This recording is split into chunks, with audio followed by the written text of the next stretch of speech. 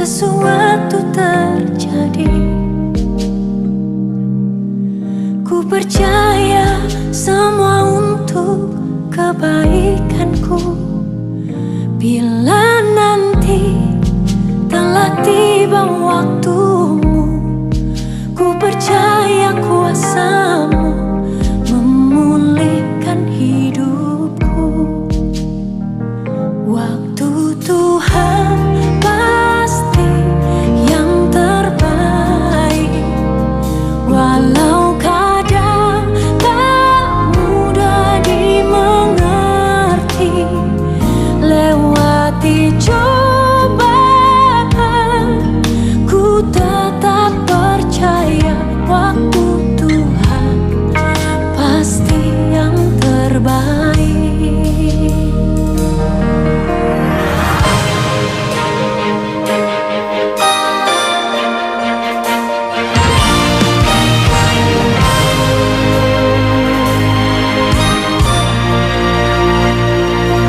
Bila kau izinkan sesuatu terjadi, ku percaya semua untuk kebaikanku. Bila nanti telah tiba waktumu, ku percaya kuasamu memulihkan hidupku. Waktu Tuhan pasti yang terbaik, walau kadang tak mudah dimengerti. Lewati cobaan, ku tetap percaya waktu Tuhan pasti yang terbaik.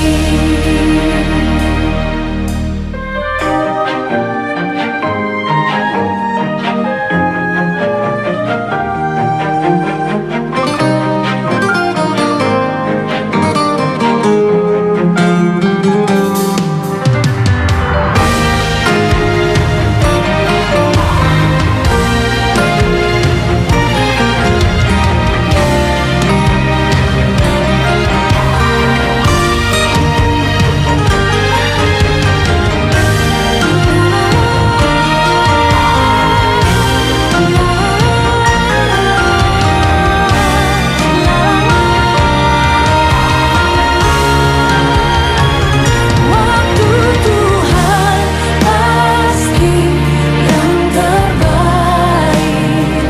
walau kadang tak mudah dimengerti.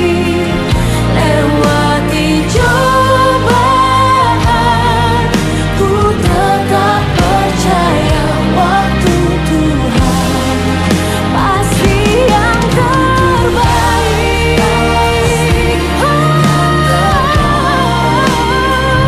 Walau kadang tak mudah dimengerti. Lewati cobaan, ku tetap percaya waktu Tuhan pasti yang terbaik. Lewati cobaan, ku tetap percaya waktu Tuhan pasti yang terbaik.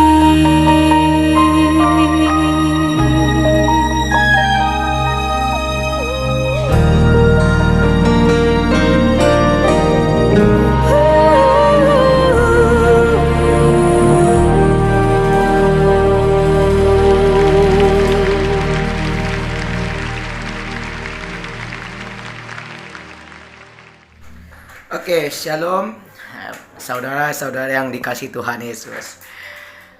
Kembali lagi ke channel YouTube saya, yaitu GKPS My Home. Oke, gimana kabar saudara yang dikasih Tuhan? Apakah rasa hari ini berkat yang Tuhan rasakan di hadapan dalam hatimu? Oke, kita akan membuka firman Tuhan Saat ini kita berdoa di dalam nama kuasa Tuhan. Ya Tuhan Allah yang Bapa yang ada di surga, di takhta-Mu Tuhan. Pada siang hari ini saya akan memberitakan firman Tuhan dari Yeremia pasal 29 ayat 1. Kiranya Tuhan selalu membukakan hati pikiran kami yang selalu kami rasakan satu yang lain Tuhan. Biarlah kami menikmati kedahsyatan Tuhan. Biarlah kami ikhlas, kami pasrah di tangan Tuhan Yesus saja. Tuhan, tema saya ambil adalah tema yaitu motivasi dalam bekerja jika mulai merasa malas dan letih. Tuhan, ajarkan kami supaya kami tidak letih dalam pekerjaan, supaya kami tidak malas, kita tetap memuji nama kuasa Allah. Dalam nama Yesus Kristus, haleluya, haleluya, amin. Oke, pada siang hari ini kita akan membuka firman Tuhan kita. Yeremia pasal 29 ayat 11, di sini dikatakan, sebab aku ini mengetahui rancangan-rancangan apa yang ada padaku mengenai kamu, demikianlah firman Tuhan, yaitu rancangan damai sejahtera dan bukan rancangan kecelakaan, untuk memberikan kepadamu hari depan yang penuh harapan. Oke, Shalom Bapak Ibu yang dikasihi Tuhan Yesus. Pada siang hari ini kita akan mendengarkan firman Tuhan yang dipimpin oleh hamba Tuhan yang bernama Fikar Alex Nibalas Tompol, yang saya sendiri pada kesempatan hari ini. Firman Tuhan yang saya sampaikan pada siang hari ini yaitu Yeremia pasal 29 ayat 11. Dan tema ambilan saya pada siang hari ini adalah motivasi kerja jika mulai merasa malas dan letih.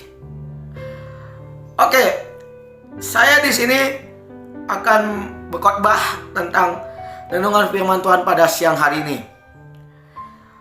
Jika kita malas, Bapak Ibu Saudara yang dikasihi Tuhan, kita terasa malas, letih atau apa, kita malas mencoba segala perbuatan, segala perkataan, kita malas dalam pekerjaan. Oh, Tuhan itu tidak suka orang yang malas. Tuhan tidak suka orang yang letih. Orang-orang yang membenci atau orang-orang yang gelisah dalam hatinya atau letih dalam pikirannya. Tapi di sini dikatakan sudah jelas, Bapak Ibu Saudari kasih Tuhan. Di sini udah jelas dikatakan, mengetahui rancangan apa yang padaku mengenai kamu, demikianlah firman Tuhan, yaitu rancangan damai sejahtera.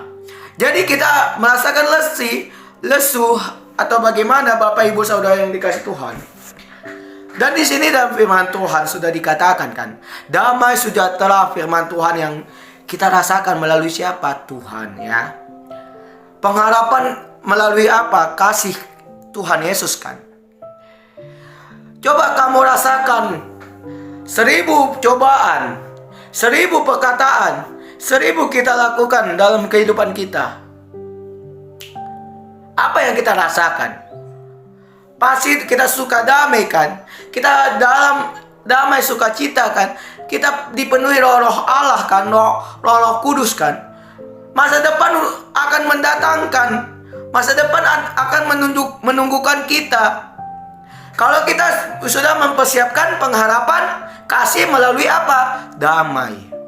Jadi di sini dikatakan dalam Yeremia pasal yang ke-29 di sini sudah dikatakan, sebab aku ini mengetahui rancangan-rancangan apa yang ada padaku mengenai kamu, demikianlah firman Tuhan, yaitu rancangan damai sejahtera dan bukan rancangan kecelakaan, untuk memberikan kepadamu hari depan yang penuh harapan. Masa depan, pengharapan sudah ada. Masa depan sudah menunggu. Janganlah kita memandang yang ke belakang. Jangan memandang yang masa lalu. Karena kalau kita memandang masa lalu, berarti kita masih dalam pergumulan yang sama, pergumulan yang lama. Kalau kita sudah diselamatkan menjadi manusia yang takut akan Tuhan, dasar keimanan Tuhan, sudah disucikan dalam kuasa Allah, kita sudah disucikan di bait Allah, dengan cara kita di apa istilahnya ya, baptis selam, dan di situ dikatakan jangan lagi kembali ke dunia yang lama. Dan jika engkau disucikan atau diselamatkan, jadilah manusia yang baru. Carilah kerajaan surga. Carilah kerajaan baik suci Allah. Karena begini Bapak Ibu Saudara yang dikasihi Tuhan, saya akan menceritakan sebuah pengalaman cerita saya, kehidupan saya yang masa lalu, yang masih belum mengenal Tuhan, ya. Yang istilahnya saya masih ateis waktu dulu, ya. Yang belum bisa mengenal Tuhan, belum bisa menerima Yesus. Dan saya masih ibaratnya masih KTP, Kristen KTP waktu dulu, ya. Di sini dikatakan dalam firman Tuhan, saya dapat kepada orang-orang yang saya bergumul. Saya mencobai diri saya ini. Waktu saya itu dulu ilmu hitam saya guna. Waktu itu saya belajar. Ya. Kita dipaksa oleh belajar. Kita dipaksa untuk mengenal dunia, mencari keduniaan. Tapi kalau kita lupa dengan kuasa Allah, kuasa Tuhan, kita akan ditinggalkan oleh Tuhan. Jadi begini Bapak Saudara dikasih Tuhan, Bapak sebagai kepala rumah tangga, harusnya Bapak mengajarkan anaknya sebagai damai. Jangan engkau sebagai Bapak kepala rumah tangga, kau paksakan kehendak anaknya sendiri.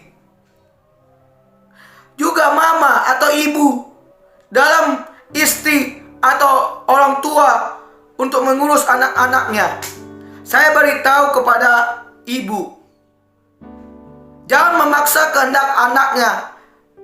Kalau kita mengendalikan diri kita, carilah surga. Sebab dalam firman Tuhan dikatakan, surga adalah tempat perlindungan yang sangat berarti bagi manusia. Karena mencari kedamaian itu susah. Kalau dikatakan di sini, kalau Yesus bertanya kepada kita, apakah engkau mengasihi? Dari sekian kita bertanya seperti itu sama Tuhan, kita sayang. Sakit nggak kita seperti itu dibilang Tuhan? Sedih nggak begitu ditanya Tuhan? Apakah engkau mengasihi? Apakah kau mau mencari kedamaian? Terus kau berkata dengan omongan kau doang, bukan dalam hatimu. Kau bilang dari mulutmu, ya aku mengasihi engkau, tapi hatimu bagaimana? Belum bisa kan? Belum bisa mengenal Tuhan, belum bisa mengenal siapa Yesus. Karena kau masih mengandalkan kekuasaan kedagingan, hawa nafsu. Janganlah mau dikuasai otoritas atau manusia-manusia yang omong kosong. Keduniaan, keilmuan, sejarah, pembelajaran, jangan terlalu kau paksakan. Kau jangan terlalu memikirkan, nanti masa depan anakku bagaimana? Bagaimana anak masa depanku nanti? Jangan seperti itu. Bapak sebagai rumah tangga, kepala rumah tangga, kita sebagai bapak atau sebagai calon rumah tangga, harusnya kita memikirkan bagaimana mencari kesurgaan, mencari kerajaan surga. Bacakanlah firman Tuhan kepada anak-anakmu dan didiklah dalam dasar keimanan. Sebab Tuhan mengatakan di dalam Alkitab, ajaran bapa yang baik akan diikuti oleh anaknya.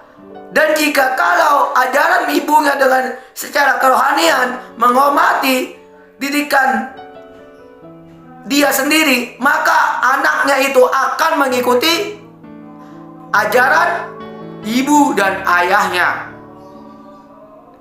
Jika kalau mamanya mempunyai hati dendam, sakit hati, marah-marah sama anaknya, berkehendak tentang kehidupan anaknya, memikirkan bagaimana cara anakku berkuliah, akan anak itu akan mengikuti perintah Tuhan. Dia akan terjerumus dalam dosa. Karena apa? Ayahnya atau mamanya selalu menekan dia, selalu mengajarkan yang tidak-tidak kepada anaknya. Ada. Ya kata siapa dia ada? Ada. Sebagian yang besar ada seperti itu. Ada sebagian besar juga ada yang mengajarkan kasih dalam keluarganya. Saya bergumul di dalam orang-orang berdosa. Di tengah-tengah pergumulan saya yang berdosa ini, tapi saya di tengah-tengah orang yang berdosa ini, saya tetap percaya, tetap berdoa damai. Sebab Tuhan mengatakan dalam firman Tuhan Yeremia pasal 29 ayat 11 ini, pengharapan masa depan sudah akan dipersiapkan oleh Tuhan kalau kita percaya. Saya aja yang sebagai manusia yang berdosa, tapi saya tetap mencari pengharapan, tetap mencari apa? Kedamaian, kedahsyatan yang ada dalam pribadi saya. Saya berpuasa, saya memandang ke depan. Apa kata orang? Saya gendut, bodoh, bego, tolol, bego. Apalagi munafik, sosok suci, orang-orang benar. Jadi manusia bodoh, idiot. Tapi apa? Masa bodoh. Bagi saya masa bodoh. Hidup saya itu pasrah aja kok. Saya bawa bahagia kok. Aku tak memandang pemikiran apapun kok. Aku ambil positif aja kok. Masuk tak telinga kanan, keluar telinga kiri.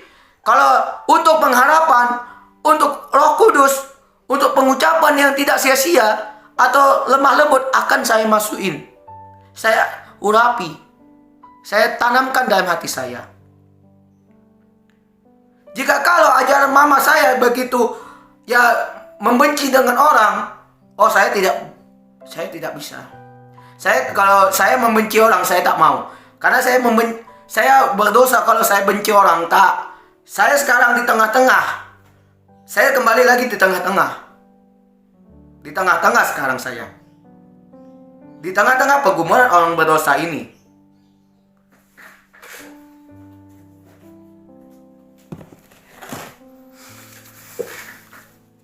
Karena begini firman Tuhan dikatakan,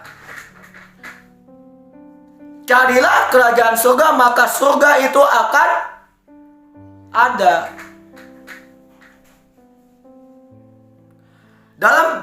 Dalam firman Tuhan yang saya ambil di sini, Kejadian 2 ayat 18 sampai 25 di sini dikatakan, manusia sudah diciptakan oleh Tuhan kan, berpasang-pasangan kan, iya kan? Terus manusia itu ada yang saling membenci. Kok bisa? Gitu. Kok bisa sama-sama manusia kok? Kenapa direndahkan? Martabat laki-laki. Kita manusia ciptaan Tuhan. Kita berdosa, oke berdosa. Kita makhluk sosial, makhluk ciptaan Tuhan. Oke, saya ceritakan Kejadian pasal 2 ayat 18. Ya. Tuhan menciptakan perempuan dari mana? Saya tanya. Perempuan diciptakan oleh Tuhan melalui apa? Tulang rusuk laki-laki. Sama dengan firman Tuhan pada Yeremia pasal 29 di sini katakan ayat 11, sebab aku ini mengetahui rancangan-rancangan apa yang ada padaku. Berarti di sini kan manusia kan ada rancangan Tuhan kan? Tuhan tahu bagaimana merancang manusia. Kalau kita apa? Kita suka merendahkan orang, saling membenci orang, tidak memaafkan. Oke, saya contoh, keluarga saya juga banyak merendahkan saya, martabat saya. Tapi apa? Saya manusia bodoh. Saya bawa happy kok, alantak kau aja lah gitu. Saya berdoa, balik dari kemana-mana sama keluarga saya di tengah-tengah orang berdosa ini. Saya bawa saya langsung berdoa. Saya meminta pertolongan ampun kepada Tuhan. Saya berdoa, isi doa saya seperti ini. Ya Tuhan Allah yang Allah Bapa, ampunilah dosa-dosa keluarga saya. Yang keluarga saya yang menghina saya, keburukan saya, kepahitan saya, kekurangan saya, dijelekkan mereka. Tapi Tuhan yang selalu mengasihi keluarga saya. So, Tuhan selalu menjamah setiap orang-orang yang sakit hati.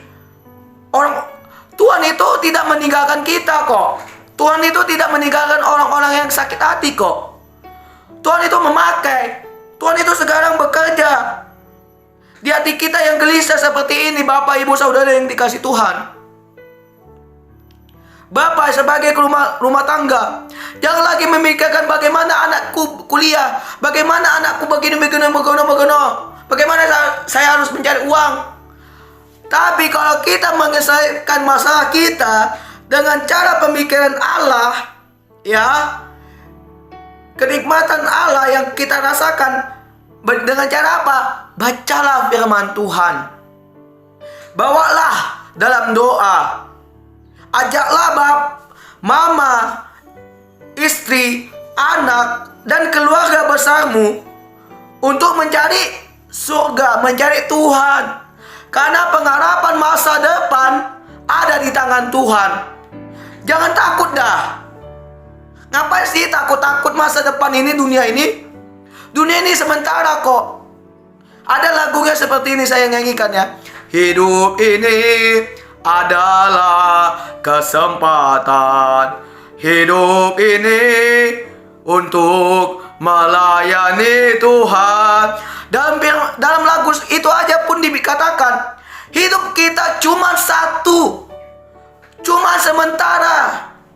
Ngapain hidup kita memegahkan diri, kesombongan, caci maki, meludahi anaknya, tendang bunuh sana sini, menghina, marah-marah. Stop, Bapak Ibu Saudara yang dikasih Tuhan. Stop, saya bilang. Saya katakan sekali lagi, stop. Berhenti untuk memarahkan anak-anaknya.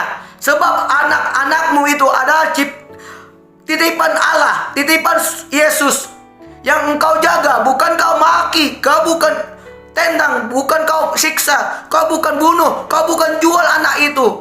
Karena apa? Itu titipan Yesus. Yang berdosa siapa? Kalian berdua, orang tua. Kalian selaku orang tua dalam rumah tangga kalian yang berdosa. Bukan anak itu yang berdosa, tapi kalian yang berdosa. Sebab Tuhan mengatakan, jagalah titipan anak itu dari saya. Yang saya berikan adalah anak yang dalam rahim istrimu. Adalah titipan saya. Kau jaga baik-baik. Sudah dipesan kepada Tuhan. Tapi kita sebagai bapak atau sebagai inang, sudah besar anaknya, dikeluarkan kata bodat kau, babi kau, anjing kau, bego kau, tolol kau, bodoh kau, idiot kau. Inang, kalau mulut itu dipakai ya. Kalau dibilang dikatakan mengasihi, yang mengasihilah anaknya.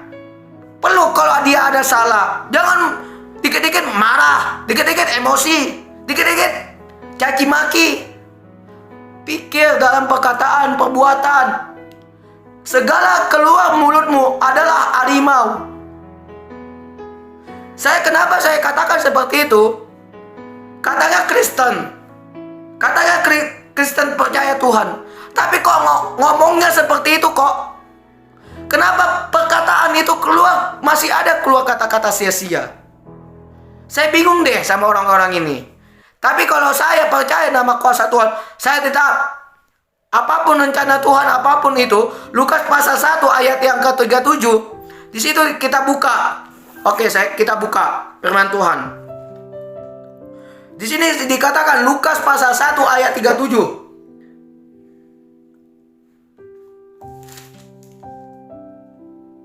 Sebab bagi Allah tiada yang mustahil. Hidup ini bro, ya bro, sekalian bro, abang, sister. Hidup ini jangan dibawa susah deh, ya. Karena lagu suka-sukamu Tuhan. Suka-sukamu Tuhan aja lah. Suka-suka Tuhan mau ngapain kita? Kan di sini dikatakan, sebab bagi Allah tiada yang mustahil. So what? Bro, hidup kita ini jangan dibawa susah lah bro. Dibawa tenang aja lah. Jangan dipikirkan, oh bagaimana nanti adekku, bagaimana anakku nanti, masa depannya bagaimana. Kau yang setar sendiri, kau yang gila sendiri, kau yang bego sendiri. Apa yang dipikirkan masa depan? Sudah dikatakan firman Tuhan sudah jelas-jelas besar dikatakan di sini. Yeremia pasal 29 ayat yang ke ini 11. Pengharapan masa depan diatur oleh Tuhan kok, bukan kita. Jadi di situ Bapak Ibu sekalian, jangan salah tafsiran, jangan salah artikan dalam firman Tuhan. Jangan sama enak-enaknya ngomong, ya aku percaya Tuhan kok, aku baik kok sama Yesus, aku memberi pengharapan bagi Tuhan kok. Tapi apa Bapak Ibu saudara dikasih Tuhan, jalankanlah hukum Taurat yang ke-10. Kalau Bapak Ibu masih memikirkan duniawi, akan hancur keluargamu. Kalau masih keluar kata-kata seperti ini, time is money, itu akan diambil oleh Tuhan sekejap mungkin. Contoh saya, pribadi saya, pertanahan, harta yang dulu bapak saya bekerja keras, ya, mempunyai harta berlimpah, duit banyak, mobil sana sini, harta sana sini, tanah sana sini. Akhirnya apa? Diambil Tuhan kan? Saya sekarang sakit, diambil Tuhan. Tapi apa? Pasrah. Hidup ini pasrah. Jangan dibawa pusing. Maka lihat saya sekarang, muda kan? Awet muda kan? Karena apa? Hidup saya tidak ada beban lagi kok. Bawa aja happy, bawa aja yang senang-senang. Senang dalam hal apa dulu? Senang dalam hal apa sayang? Dalam hal apa? Kalau senang itu bawa hal keburukan, nggak mau saya. Berarti sama saja saya manusia haram, manusia yang berdosa kok. Nggak mau. Kalau kita mencari kesenangan, carilah kesenangan melalui apa? YouTube. Yaitu apa? Buka lagu rohani Kristen, renungan firman Tuhan, buka berkhotbah, ibadah secara online, buka. Kalau kita memuji nama kuasa Tuhan, ya buka itu Bapak Saudara yang dikasih Tuhan. Dan di sini saya katakan sekali lagi, kita buka firman Tuhan kita yang kalau percaya kuasa Tuhan. Di sini dikatakan dalam firman Tuhan, Yesaya pasal 40 ayat 29, ini isi Alkitabnya. Dia memberikan kekuatan kepada yang lemah dan menambah semangat kepada yang tiada berdaya. Oke, saya di sini akan menjelaskan firman Tuhan Yesaya 40 ayat 29. Di sini dikatakan Bapak Ibu Saudara dikasih Tuhan, anakmu yang lemah, anakmu yang sedih, yang kau maki-maki, kau berkata kotor, marah-marah, caci maki, Tuhan memberi kekuatan, Tuhan memberi pengharapan, Tuhan memberi kasih, Tuhan menghibur anak-anakmu yang sedih, Tuhan menolong dia. Ya, saat ini Bapak Ibu Saudara dikasih Tuhan tidak peduli dengan anaknya. Tapi apa? Yesus dan pendeta-pendeta lain peduli dengan anakmu. Saya kasih tahu dalam YouTube saya ini ya, Bapak Saudara yang dikasih Tuhan, stop, berhentilah maki-maki KDRT dengan istri atau anak.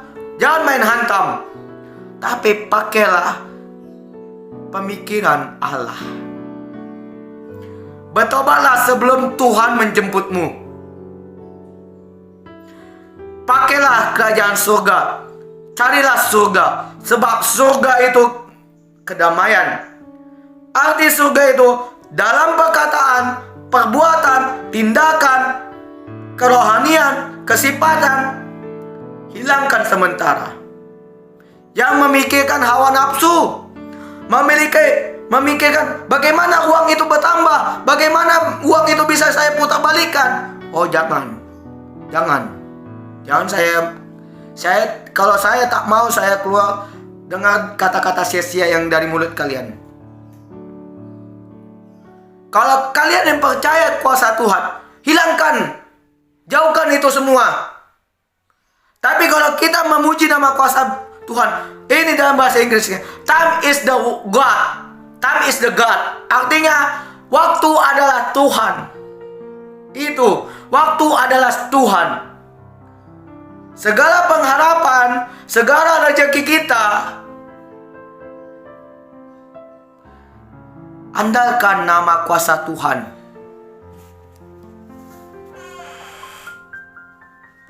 Andalkan nama Yesus. Karena apa? Tuhan Bapa Allah sudah memberikan rezeki. Mari kita buka sekali lagi firman Tuhan kita dalam Mazmur 91 ayat 1 ini.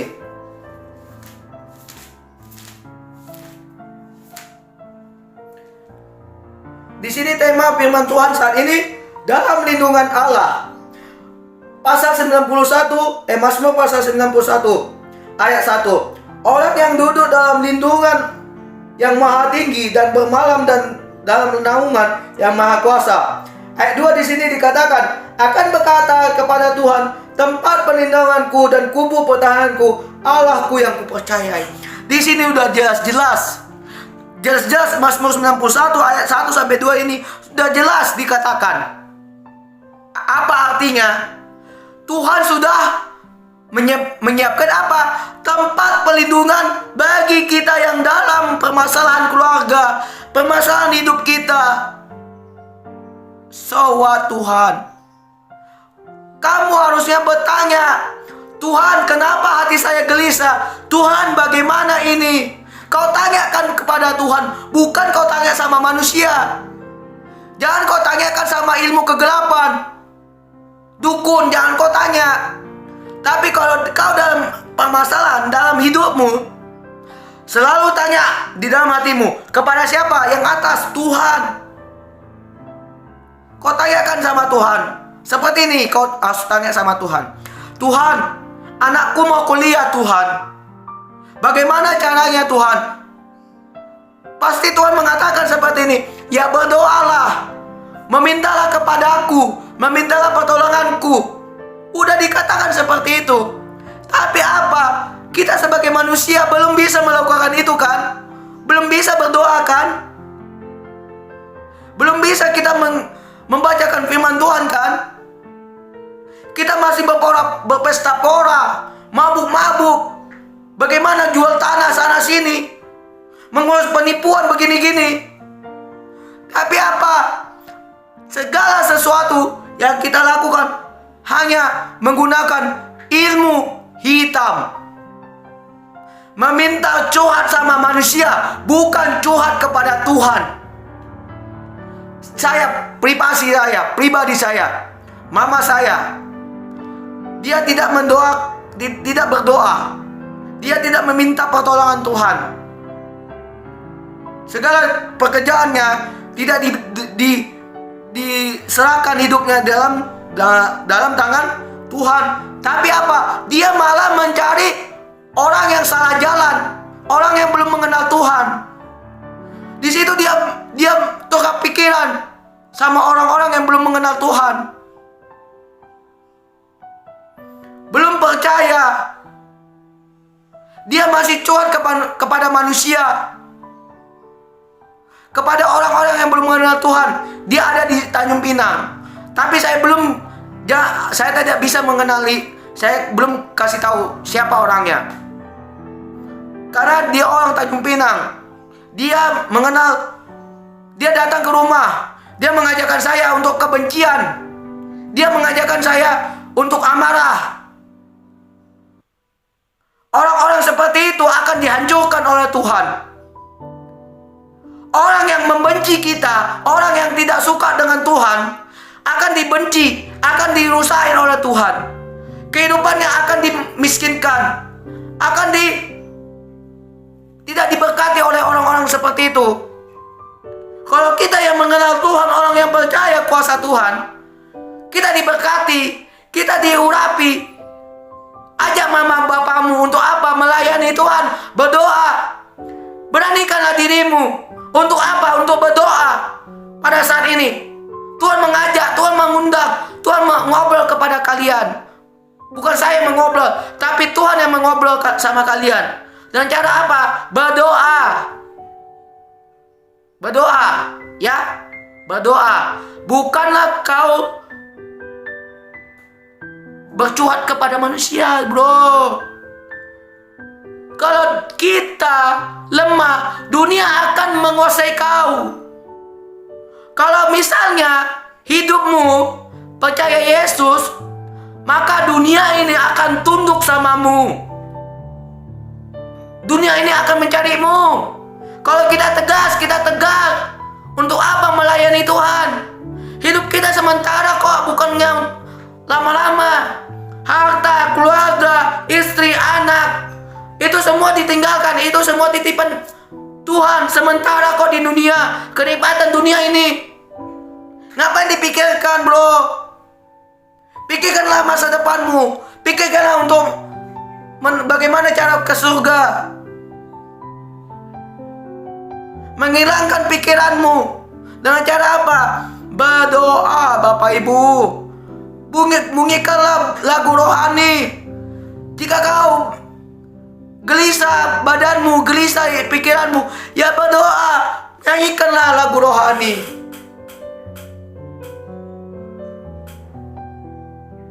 Oke, sampai di situ firman Tuhan yang saya sampaikan. Kiranya Tuhan selalu melindungi keluargamu. Oke, mari kita tutup dengan doa. Ya Allah Bapa yang ada di surga, lindungilah Bapak Ibu Saudara yang dikasih Tuhan dimanapun mereka berada, Tuhan. Engkau lindungi dia ya Tuhan. Kau urapi dengan nama kuasa roh Allah. Buatlah dia takut akan Tuhan. Buatlah dia menjadi suka damai dalam keluarganya. Yang sebagai bapa kepala rumah tangga, ajarkan mereka untuk mengajarkan anaknya suka damai, lemah lembut, dan mengajarkan kasih, dan mengajarkan tentang firman Tuhan. Dan juga sebagai mama dan istri, sebagai pengurus anak-anaknya ya Tuhan, Kau urapi dengan kuasa Tuhan. Kau bimbing dia Tuhan. Ajarkan dia untuk mengajarkan anak-anaknya dengan sukacita, penuh harapan, penuh kasih dan damai sukacita ya Tuhan. Kami serahkan hidup kami ke tangan-Mu Tuhan, dalam nama Yesus Kristus. Hanya dalam nama Yesus, hanya dalam nama Yesus.